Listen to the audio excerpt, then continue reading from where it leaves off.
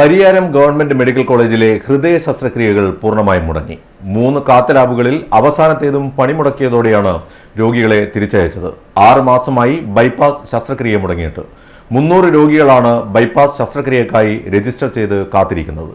സാധാരണ ജനങ്ങൾ കൂടുതൽ ആശ്രയിക്കുന്ന കണ്ണൂർ പരിയാരം മെഡിക്കൽ കോളേജിലാണ് ഹൃദയ ശസ്ത്രക്രിയകൾ മുടങ്ങിയത്. ഹൃദയ ശസ്ത്രക്രിയകൾക്കായി നേരത്തെ പ്രവേശിപ്പിച്ച് 26 രോഗികളെ ശസ്ത്രക്രിയ നടത്താതെ തിരിച്ചയച്ചു. കാത്ത് ലാബിലെ ഫ്ലൂറോസ്കോപ്പിക് ട്യൂബ് കേടായതിനെ തുടർന്നാണ് ശസ്ത്രക്രിയ മുടങ്ങിയത്. എൻജിയോഗ്രാം, എൻജിയോപ്ലാസ്റ്റ്, പേസ് മേക്കർ ഘടിപ്പിക്കൽ എന്നിവയാണ് മുടങ്ങിയത്. അടിയന്തര ശസ്ത്രക്രിയയ്ക്ക് ആവശ്യമായ പല രോഗികളും സ്വകാര്യ ആശുപത്രികളിലേക്ക് മാറി. 6 മാസമായി ബൈപ്പാസ് ശസ്ത്രക്രിയയ്ക്കുള്ള 2 ഓപ്പറേഷൻ തിയേറ്ററുകളും അടച്ചിട്ടിരിക്കുകയാണ്. അതേസമയം വിദേശത്തു നിന്ന് ട്യൂബ് എത്തിക്കാൻ നടപടി തുടങ്ങി അത്യാവശ്യ ശസ്ത്രക്രിയകൾക്കായി മറ്റൊരു കാത്ത് ലാബ് തുറക്കുമെന്നും മെഡിക്കൽ കോളേജ് ആശുപത്രി സൂപ്രണ്ട് അറിയിച്ചു. 3 കാത്ത് ലാബ് ഉണ്ടായിട്ടും സമയബന്ധിതമായി അറ്റകുറ്റപ്പണികൾ പൂർത്തീകരിക്കുന്നതിന് അധികൃതർ കാണിച്ച അലംഭാവമാണ് ഇപ്പോഴത്തെ പ്രതിസന്ധിക്ക് കാരണം. City news, Kannur.